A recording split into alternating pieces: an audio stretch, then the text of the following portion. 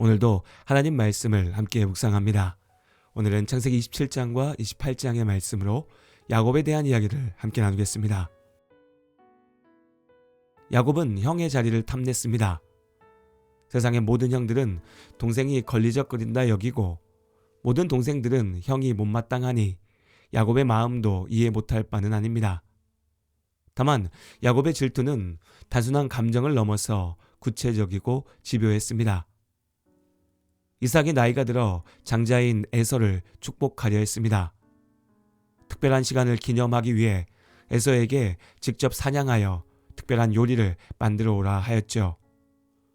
에서는 아버지의 말대로 활과 화살통을 들고 사냥하러 나갔습니다. 이삭이 에서가 돌아오기를 기다리던 때 어머니 리브가가 야곱을 불러 사정을 설명하고 내가 별미를 준비해 줄 테니 이것을 가지고 아버지에게 가서 축복을 받으라 권하였습니다. 야곱의 욕망은 그의 마음에 오랫동안 뿌리 깊게 자리 잡고 있었던 것 같습니다. 그는 결국 아버지를 속이고 형의 축복을 가로챘습니다. 큰아들에게 주어질 복을 작은 아들이 욕심내면서 문제가 시작되었습니다. 그렇다면 이것은 누구의 잘못일까요? 믿음의 조상 야곱을 변호하고 싶은 사람들은 어쨌거나 에서가 문제라고 탓합니다. 분명 에서는 여러모로 신중하지 못했습니다. 믿음의 집안에서 장자의 지위를 가볍게 여겼고 부모의 바람과는 달리 이방 여인을 아내로 맞아 특히 어머니의 마음을 괴롭게 했죠. 그럼에도 에서가 야곱에게 사기당한 피해자라는 사실은 달라지지 않습니다. 이삭의 가족 모두가 장자권과 관련한 사기극에 저마다의 잘못으로 휘말렸습니다. 어머니의 사주 아래 욕심 많은 작은 아들이 형의 권리를 빼앗았습니다. 속아 넘어간 아버지는 당황했고 자신의 것이라 생각했던 권리를 빼앗긴 형은 분노하였습니다. 에서는 공공연히 아버지만 돌아가시면 야곱을 죽여버리겠다고 떠들고 다녔죠. 자식들의 칼부림을 보고 싶은 부모가 어디 있겠습니까? 결국 이삭과 리브가는 집안 사람들 중에 아내를 찾겠다는 명분 아래 야곱을 하란으로 보냈습니다.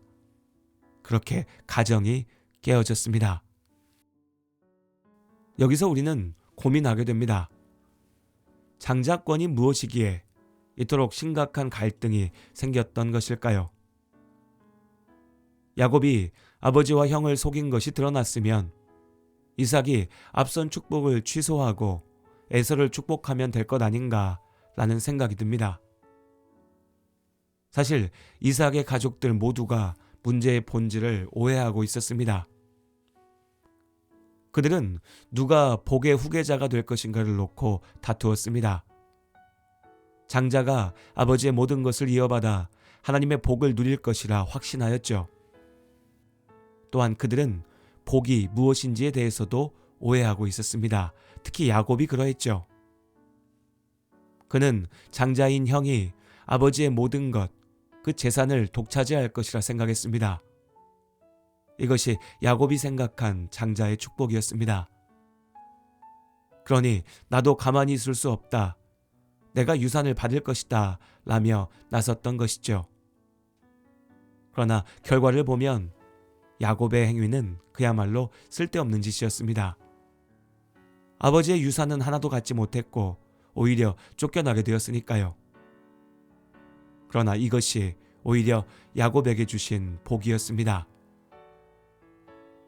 이삭이 축복하였으나 사실 이삭은 어떤 복도 줄 수 없었습니다. 그럴 능력도 자격도 없었죠. 다만 이삭은 하나님께서 주시는 축복의 통로가 될 뿐이었습니다. 그렇기에 이삭은 자신의 말을 번복할 수 없었습니다. 자신의 의지대로 복을 주는 것이 아니라 하나님께서 주시는 복을 아들들에게 전하는 것이 그의 소명이었으니까요. 이삭은 큰아들 에서에게 복을 전해주고 싶었습니다. 말 그대로 큰아들, 장자였으니 더 마음이 갔었는지도 모릅니다. 그러나 하나님께서는 이미 쌍둥이 에서와 야곱이 태어났을 때 말씀하셨습니다. 두 국민이 네 태중에 있구나. 두 민족이 네 복중에서부터 나누이리라. 이 족속이 저 족속보다 강하겠고 큰 자가 어린 자를 섬기리라 하셨더라. 하나님께서는 이미 야곱을 택하여 하나님의 구원의 큰 일을 이루고자 하셨습니다. 하나님의 복이 야곱에게 있었습니다. 그러나 야곱은 하나님의 계획을 믿지 못하였고 자신의 힘으로 거짓 복을 얻으려 죄를 저질렀기에 오히려 화를 얻게 되었던 것입니다. 야곱이 사기치지 않았어도 하나님께서는 약속하신 대로 야곱을 향한 하나님의 계획을 이루셨을 것입니다. 이제 그가 죄로 일을 망쳐버렸으나 그럼에도 하나님께서는 당신의 일을 이루십니다. 하란으로 향하던 중 베델에서 돌베개를 베고 자던 야곱이 하나님을 만났습니다.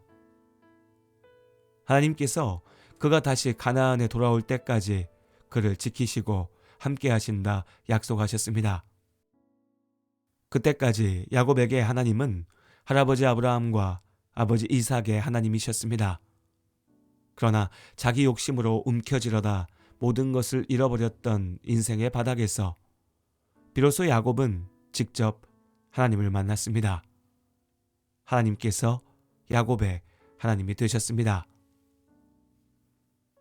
야곱은 실패하였으나 하나님께서는 그를 포기하지 않으셨습니다. 죄악된 선택으로 꼬여버린 인생이 회복되기 위해서는 긴 시간이 필요했습니다. 하나님께서는 그 모든 시간 가운데 야곱과 함께 하시며 그를 지키셨습니다. 야곱의 하나님께서 또한 지금 나의 하나님, 우리의 하나님이십니다. 눈앞의 고난에 절망하여 스스로 삶을 포기해서는 안 됩니다. 돌베개에 베고 누워있는 참담한 상황 가운데 하나님께서 거기서 나와 함께 하십니다.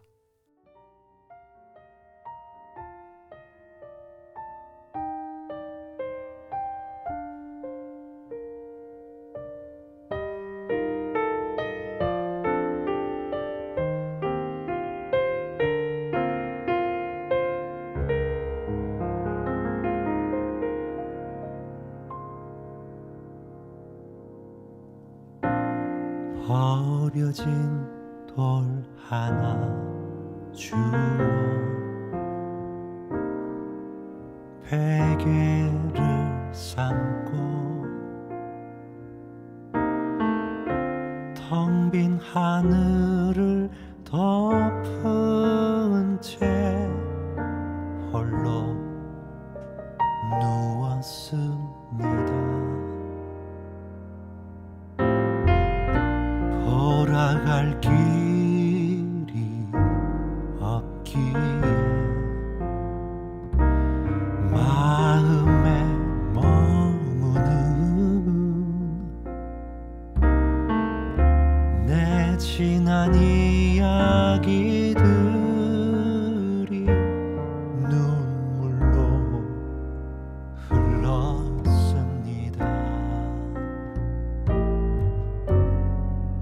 차디찬 돌베개 뜨거운 눈물에 젖을 때 들리던 그 음성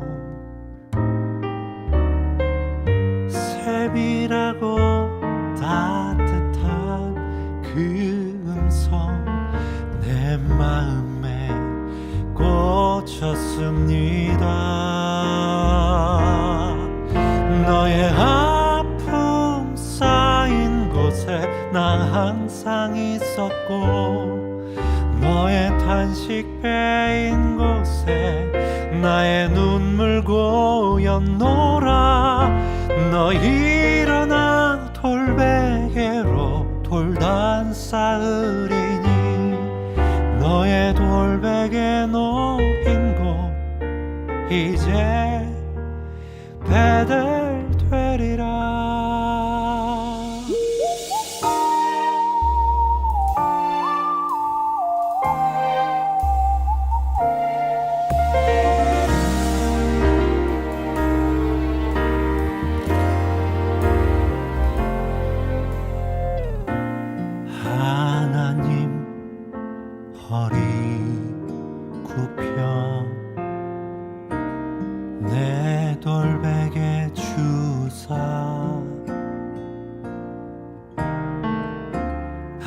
당신의 뜨거운 품에 거의 품으시니 내 오랜 슬픔에 돌베개 외로움에 돌베개 내 귀한 하나님의 집 기둥 되었습니다.